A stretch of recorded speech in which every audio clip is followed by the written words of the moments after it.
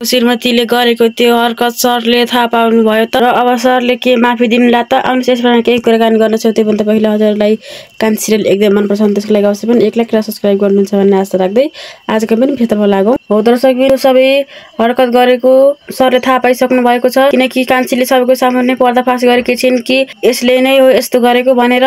कान्छी पनि यसै चुप लाग्न सक्दिन् र आफ्नो श्रीमानमाथि आएको यस्तो झुटो आरोपले कान्छीलाई पनि आफ्नो कर्तव्य पुरा गर्नुपर्ने थियो, त्यसैले भन्नै पर्छ भनेर पहिलेदेखि नै सरको श्रीमतीले कान्छीलाई एकदमै टर्चर दिइरहेकी थिइन् कि यो घरबाट निक्ले भनेर। कहिले के गरेर सरको श्रीमतीले एकदम कान्छीलाई टर्चर दिइरहेकी थिइन्। अब सरको श्रीमती सरकै अगाडि एकदम लज्जित भएकी छिन्। अरूले नराम्रो गर्छु भन्दा आफै नै फसिन्।